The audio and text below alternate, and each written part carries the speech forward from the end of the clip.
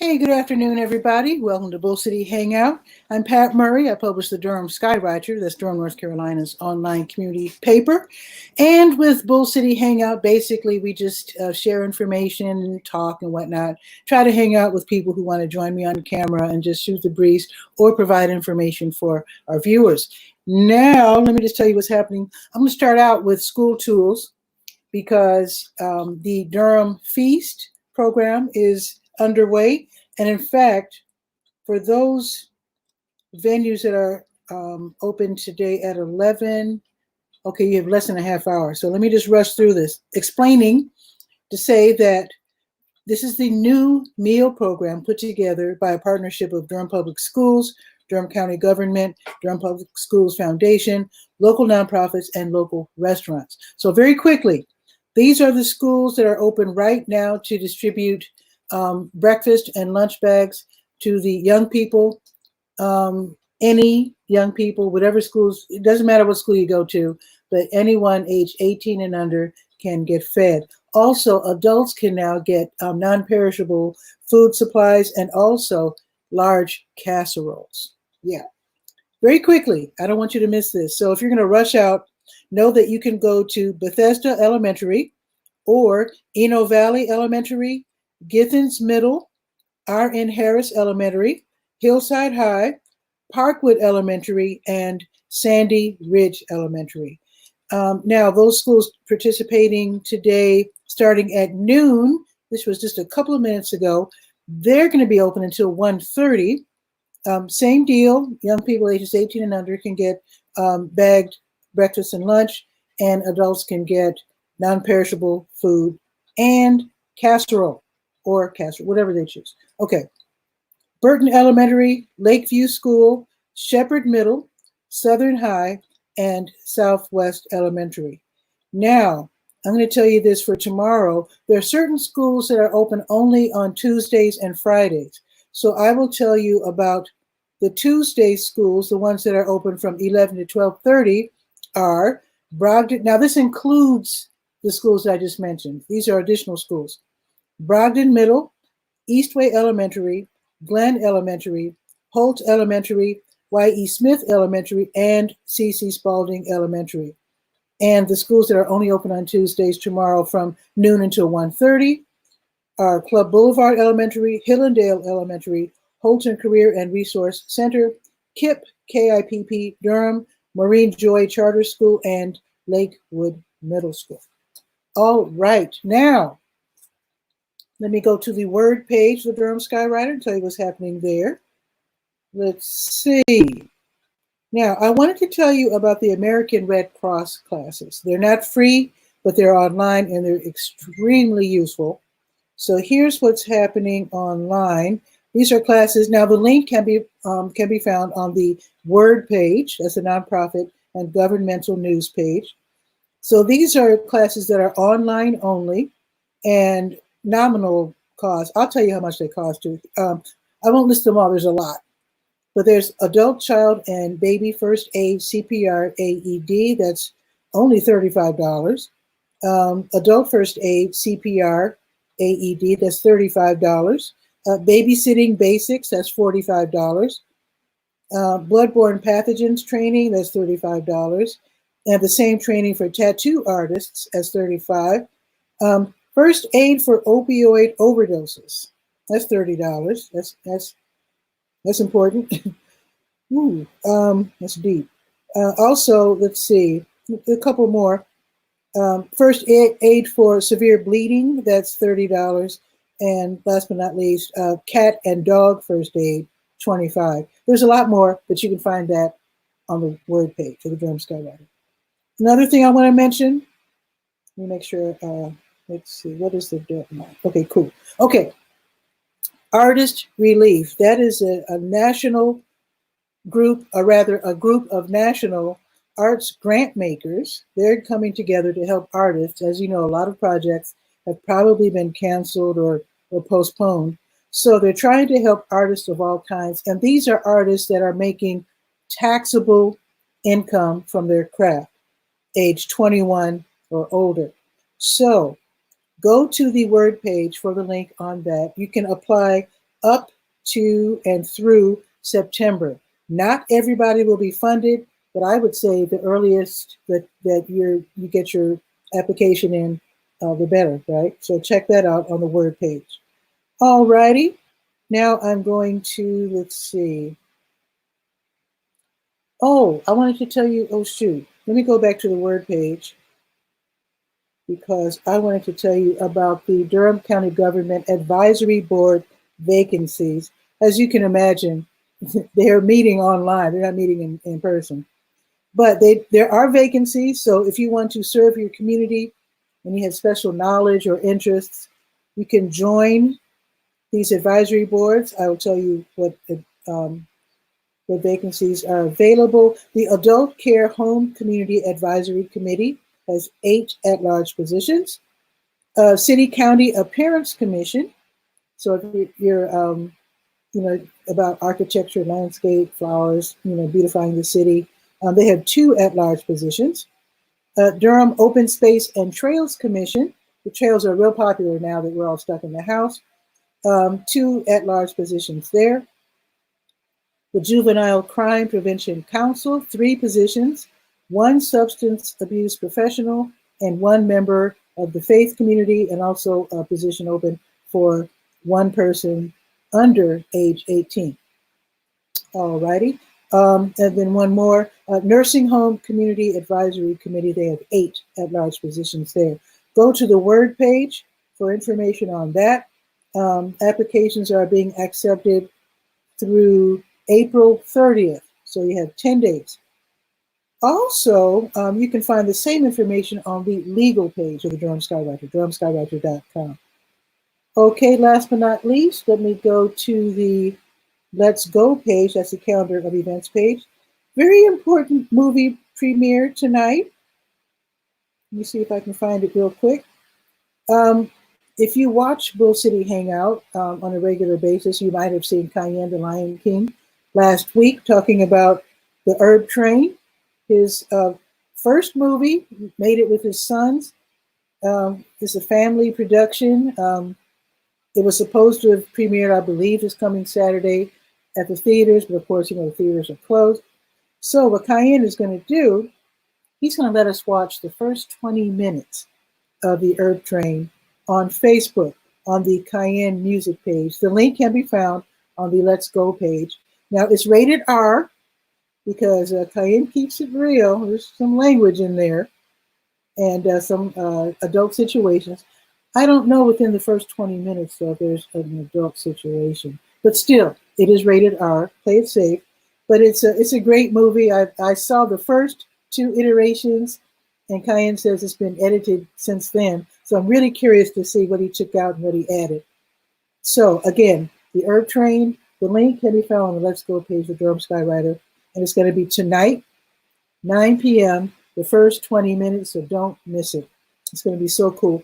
I think the premiere, if things go as according to plan, the premiere has been pushed back to August. So, in fact, let me click on the link here if you want to join me in the chat. That is the link. Oh, there's a viewer, Deborah Gonzalez. Hello, hello. Happy to see you here. So, if you want to join me, feel free. I'll only be able to hang out until 1. I'm supposed to be in a little Zoom conference at 1 o'clock, but we can hang out until then if you have some information to share, if you want to hang out or tell a joke, if your kid wants to show a drawing, whatever. This is Bull City Hangout, and we keep it casual. You don't have to be in or from Durham. You can be just about anywhere and join me, and let's just hang out for a little bit. So, I didn't tell you the weather report. As you know, well, it's not raining right. Is it raining? It's raining just a little bit, but it's 52, and it's rainy today. Supposedly, it's going to go up to 63. I looked at my app, and it's really weird. It seems that it's going to get warmer throughout the day. Usually, the hottest part of the day is like 3, but it seems like the hottest part of the day is going to be between 6 and 7. Go figure. It's weird. Let me check that. It changes by the second.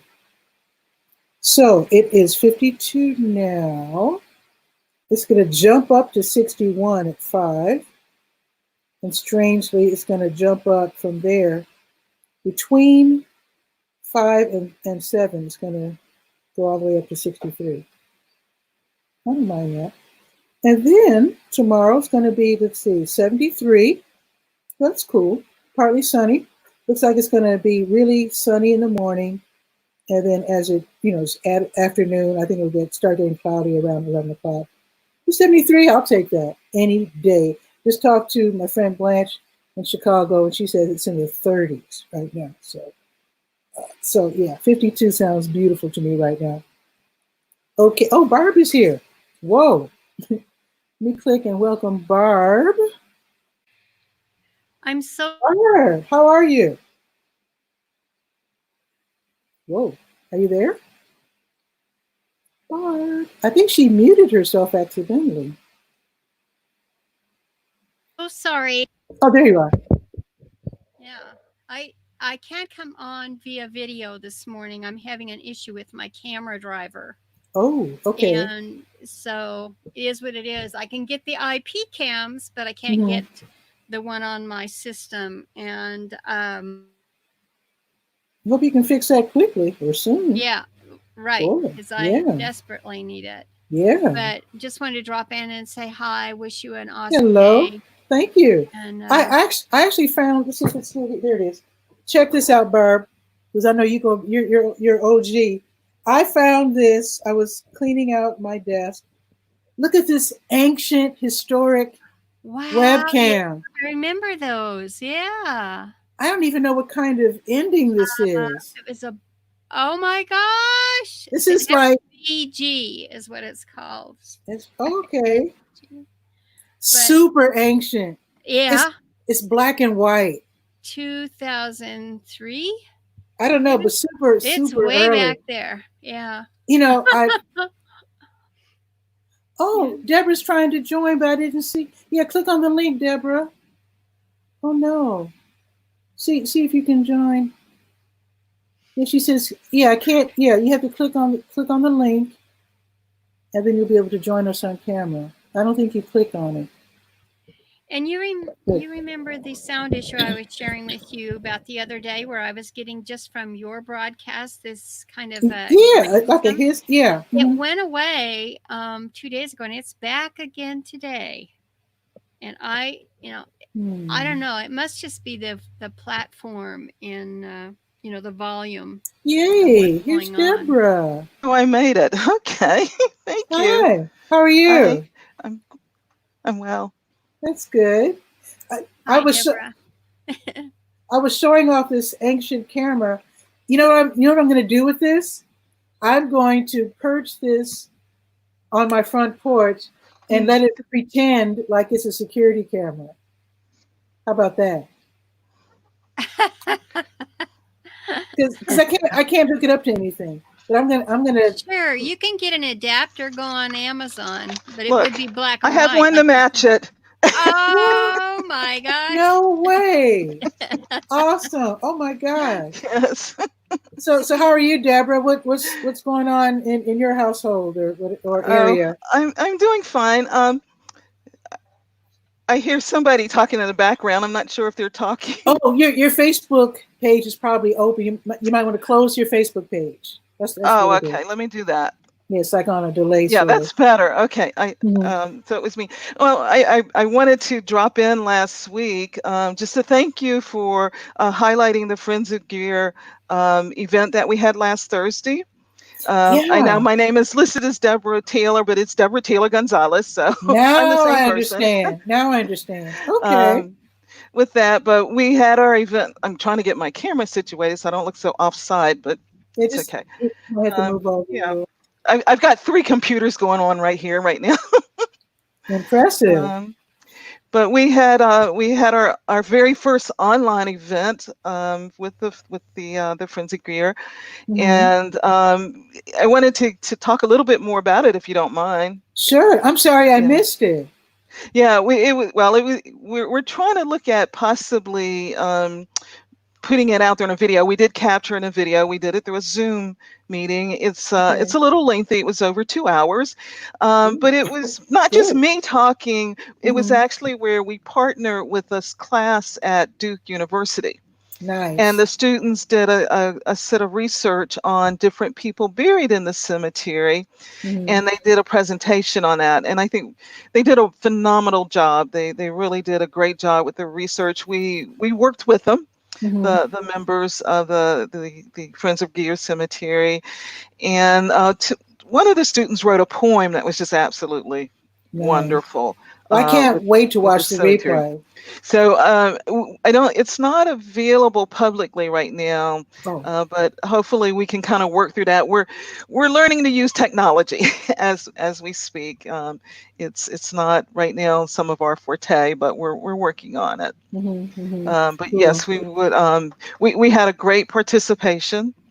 At one point there must have been 100 people involved, and because we did it online, we had people all over the country. We had people from Alabama, from Massachusetts, and Pennsylvania, New Jersey, and lots of other places. So it was kind of wonderful. We've been working really hard to get information out about this cemetery, because we know there are people still living in Durham whose ancestors are out there. Right. And for Barb and those who aren't in Durham, they might not realize the cemetery we're talking about, Gear Cemetery, is Durham's first African-American cemetery. And I think the last person buried there was in the 40s or the 60s. What I heard was around the 60s. Around 1960s. But it closed for constant burial around 1930, 1940s. Once Beechwood Cemetery was open, which is a Durham public cemetery, that's where the burials occurred, unless people had a plot there. So. I actually have a couple of family members in Gear Cemetery. I haven't walked around. Surname? It would be Atwater. Atwater. Oh, gosh, that's one of the students I think she looked at Atwater. I'll have to share that with you. I'm pretty sure one of them was or somebody just did some research on Atwater. Okay. Awesome. I mean, I'm really interested. I did attend, I think, one meeting of the group, and I was very interested in becoming active. And I feel so sorry I missed your presentation though. But I hope you put on another one. Like you said, you're going to do it again. I hope so. Yeah, I hope so. We know it won't be with a class right now, but we hope to like do a that meeting again. Or something on Facebook or something. Yeah, like last year, our first event, because we just reformed again as an organization. We're now a 501c3, yay! Nice. Which is nice. Yeah, it gives us a lot more flexibility, and we had an event last June, which was our first event, where we did a libation ceremony and we reset one of the fallen stones. We tried to contact those family members because we knew there were that family, the Purefoy family, was still entrenched in Durham. We weren't really successful until the day after, when they saw the newspaper articles. And then they came and they contacted us and things. So it's been a great year. We did another program in November where we brought together some academic people to as a forum. To talk about African American cemeteries, the issues that have faced them, why those issues were there, and also we had another group out of Richmond that does same thing. I really think. Oh, and welcome to Alfredo. He's in California. Oh, hi. Hi. Now, I really am glad that you got so much attention about the Gear Cemetery, because I think there are a lot of old cemeteries, not just African American, that have been abandoned and really need sprucing up and caring. Now, when I went to Talladega College in rural Alabama, one thing that they did with the freshman class, they threw us on a truck, and we went to the old black cemetery, which was abandoned, and we cleaned it up, and it connected us to the community. you Yeah. know, and we learned about the names and the families. And my family actually is from Talladega County, so it meant a lot to me, Yeah. you know. And when we visited relatives in Augusta, Georgia, we were horrified to see that the black cemetery was completely overgrown. We couldn't find anything. I mean, the grass, it was like waist high grass. It Yeah. was, and we were thinking that maybe what they should do is to connect the black cemetery with Payne College, the HBCU in Augusta, and see if they could do the same thing that they did in Talladega, and that is have the freshman class to clear it and to learn more about the community. Yeah, there's a pretty sizable effort going on with people doing things like that, which is great. So many of the African American cemeteries are overgrown like that because they didn't have a real owner. I mean, well, they Mm-hmm. had an owner, but then those owners passed away. They're not public Mm-hmm. cemeteries that we're used to where the city maintains. Mm-hmm. But we've made some headway in that too this year in connecting with various city council people. And the city has gone out there and did a cleaning. So now the whole Good. cemetery is viewable. There's still Nice. work to be done, but before you couldn't see 2/3 of it, and now you can see it. Okay. What So I don't it's know. it's really wonderful. I don't know if I should ask this on Facebook, but I know last year somebody suddenly appeared in the cemetery with like a bulldozer and was clearing trees and stuff. Oh yeah. So you guys took care of that, right? We're probably still working on that. Okay. That I Uh-oh, she think that was froze. one Oh. of the art to juvenate the group again. Mhm. Um, yeah, I'm not sure I should say this on Facebook either. No, that's It fine. it That's was fine. it was one of the owners on that next to the cemetery, but they were absentee owner, Okay. and they took down two huge trees. They damaged stones. Um, those trees have not been removed. You know, we did speak with the owner who was going to remove them, but they haven't done anything. But they Yeah. haven't been in the cemetery either. Okay. Well, that's good because I know every now and then somebody tries to claim Right. the cemetery, and that must be really hard to deal with. Yeah, Um, and actually, when the city came out there, they did. We had a survey done on that side, and we know, which we already suspected, land that those landowners are using, mhm, they have claim from the cemetery at some point. mhm, mhm, And because we don't legally own the cemetery, mhm. that's where we're not sure how we're going to really handle it. But I think our Yeah. visibility out there now is sort of deterring that type of activity. That's good because I know it was kind of rampant when I first moved here. Um, Yeah. it was quite controversial. So, Alfredo, what's going on in California? I don't know. I haven't stuck my head outside the window yet, and I've just been Okay. kind of holed up in my little laboratory of experiments and Yeah, I was going to say, you look kind of artistic, experimental right now. with the brick thing. Yeah, there's no green screen. It's a terrible example of a green screen right now. Oh, no. Oh, yeah. You need something green behind Let you me to just. make that work. Oh, let me There you go. change it so it doesn't Yeah. interfere the. Let me take it off basically.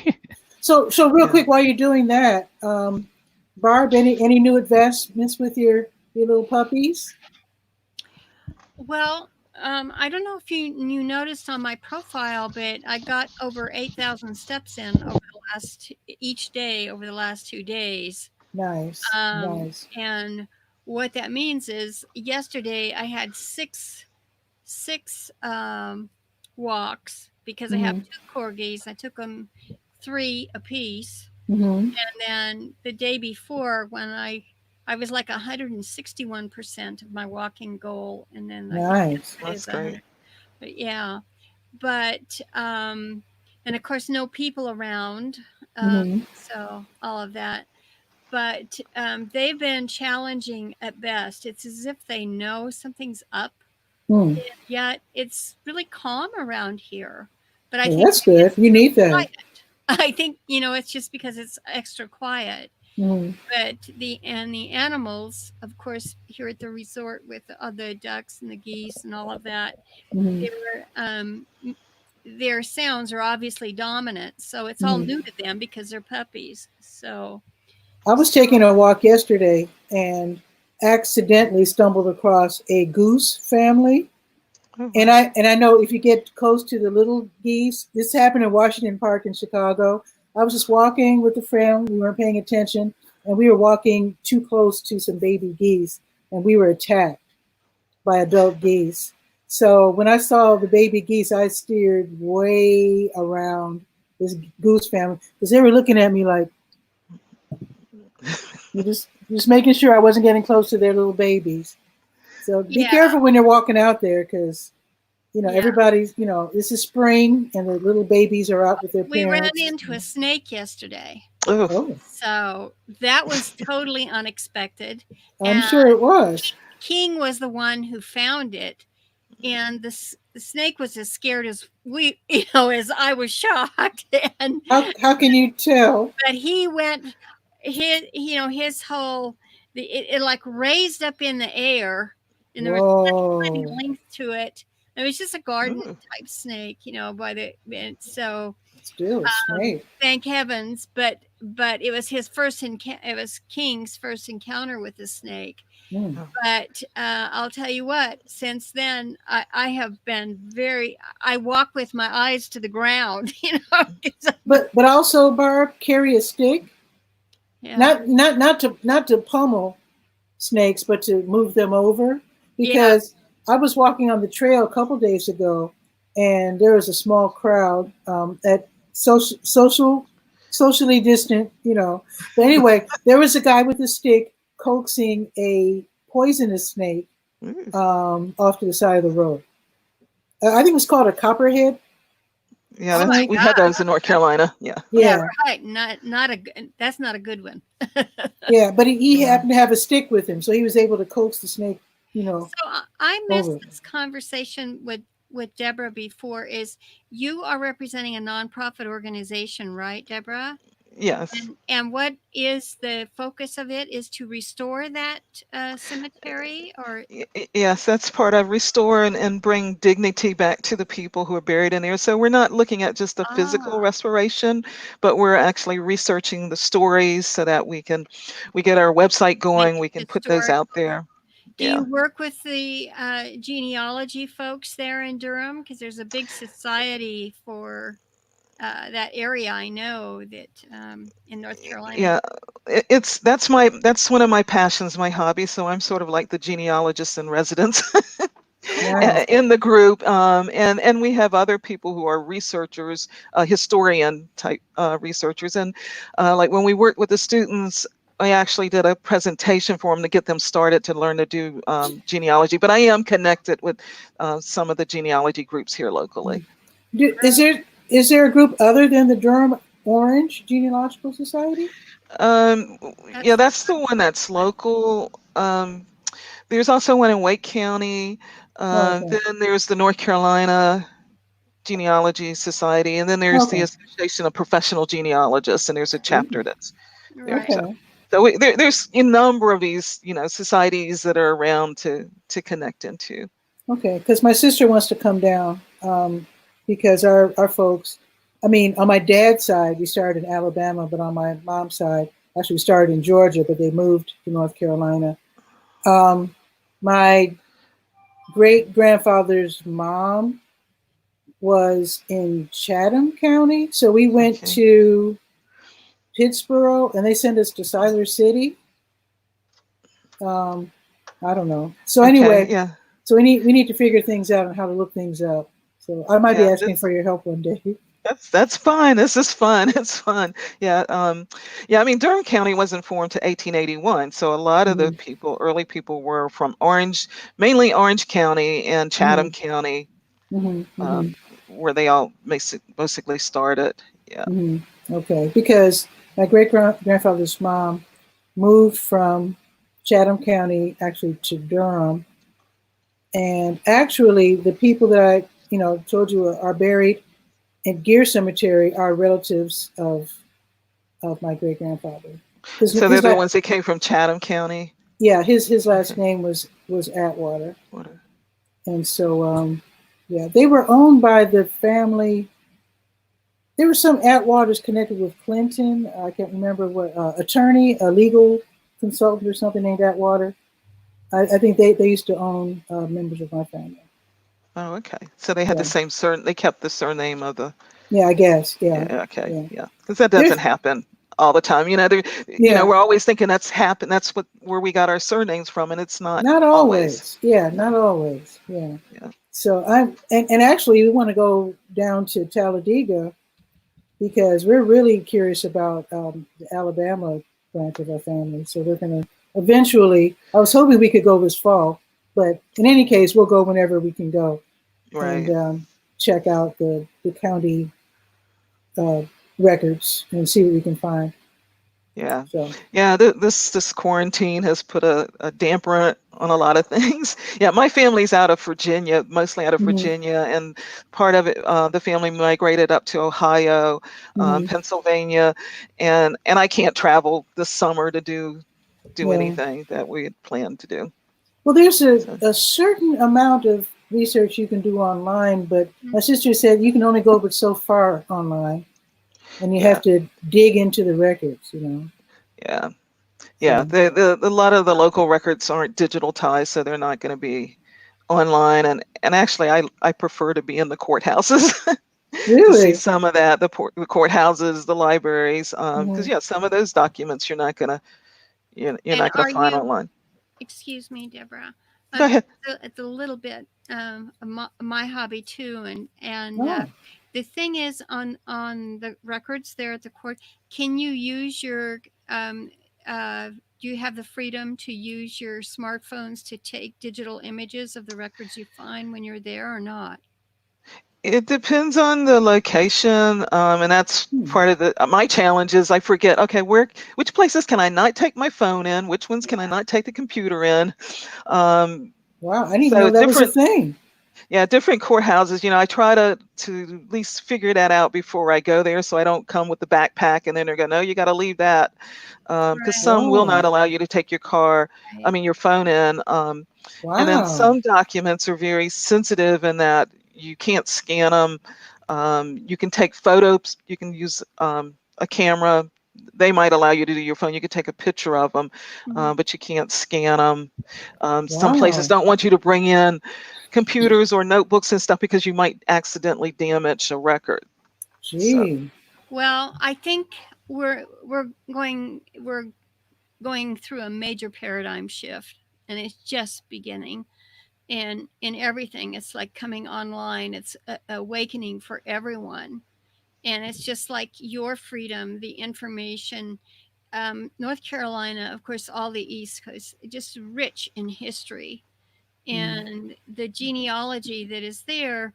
One of, I mean, just this whole virus thing and affecting the elderly population is we need to get, for those who are living, to get those stories documented before they're gone, Oh you yeah, know, for sure. yeah, and their connection to those that you have found. Hmm. And so there actually is an opportunity, and what has happened to us here is just in making ourselves aware. And that's what's happening even within the government structure, because it's been a hindrance to getting things done, to not embracing technology, just like what you said. Well, I can in some places, but I mean, if folks like you and me who are researching this kind of thing, if we're vetted in the beginning, say, and we have like a license, like a driver's license, but mhm, we've been vetted that we're researchers and we're doing this, then we know how to treat paper, to treat documents. We know how to take photographs and that kind of thing. Then they should let us through. So I Oh, think we're going to see a lot of changes in laws and just people being getting their history documented mhm, and being able then to bring it forward into today, because the children of today is who's my great grandfather and all of that kind of thing, and what role did they play in my life. We'll have that available to us. yeah. now what if you show up? You know how on TV how they wear those white cotton gloves? Yeah, that's what I did. I was allowed to go in Philadelphia because I'm a direct descendant of Ulysses S. Grant. Okay. Oh, And wow. so, and I was doing some stuff, a research project with the Smithsonian. So, Hmm. and I did and this was back in the early days on the digital side and making the transition, and very much in the traditional realm before digital, and how they were handling all of the articles from history and being able to just browse through them and to further document and so forth, because even you got to be careful about the acid in Hmm. your Hmm. hands, Yeah. in the instruments you use, and all that. It's fascinating, actually, Yeah. as Yeah. Deborah, I'm sure, can tell you. But that's an opportunity for the community there to come together online. Deborah, what you do, like you say, is what you're doing now, and your ability to come in here with us today, and just that experimenting you're doing is the why in helping to get others to come on cam with you and tell their stories,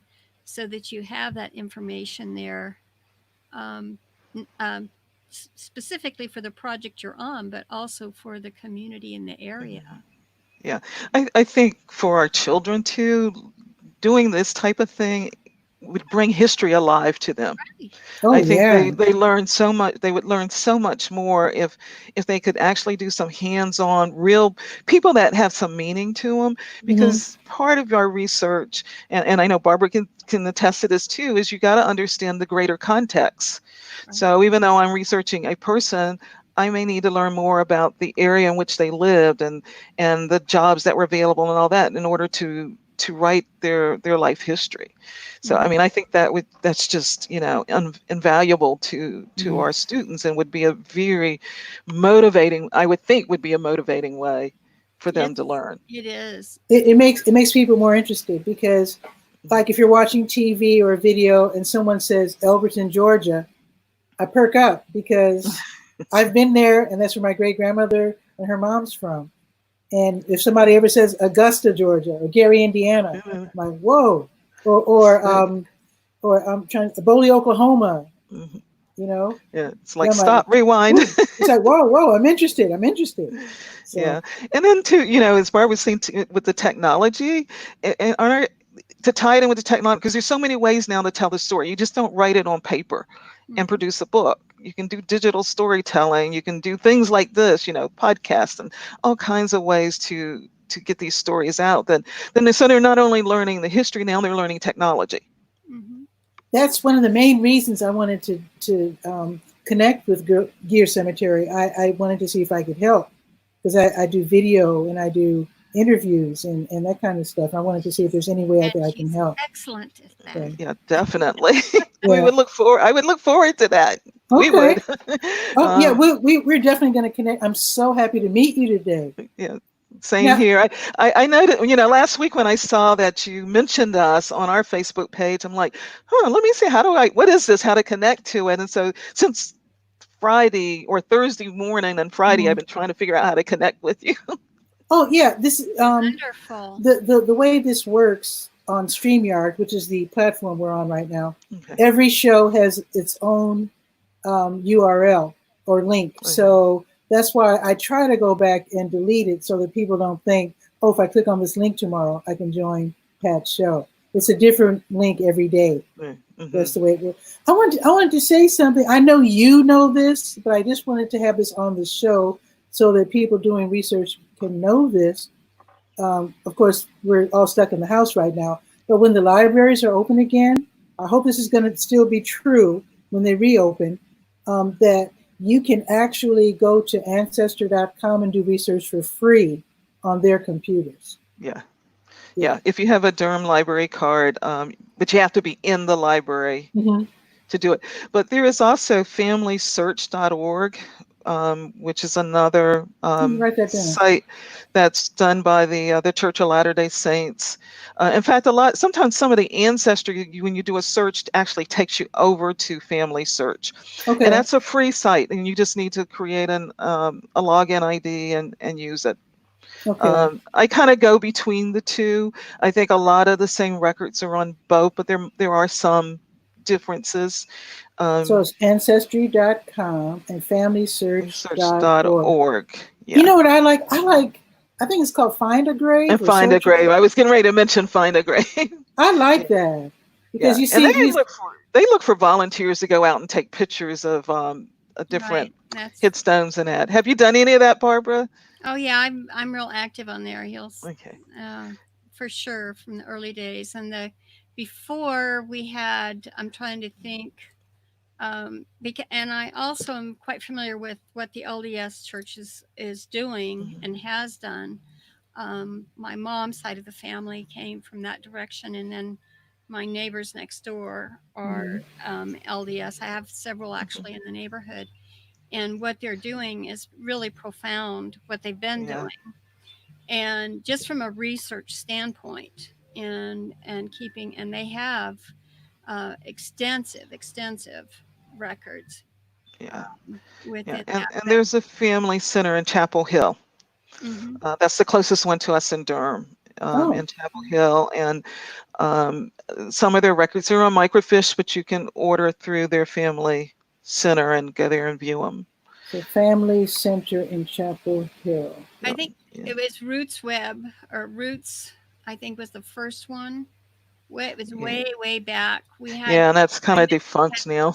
You back? just saying I've been involved since that way back Right. then. I think online we started because I met a descendant of Ulysses S. Grant, and Oh, cool. her the way that it all came together.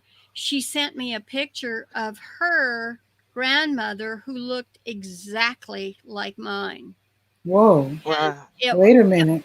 and so I started, and it was on my father's side. And so then we started sharing photos from those Mhm. generations. And then we saw more and more. And I said, well, now I got to dig into this. Mm-hmm. And, Mhm. and the way that I got started was my son was like 9 years old at the time, and he came home with a genealogy project from school. But I was already connected online, and this was before Mm-hmm. the internet was commercialized. Mm-hmm. And so on both on Prodigy, Mhm. CompuServe, and AOL, all three of them Wow. had huge genealogy boards.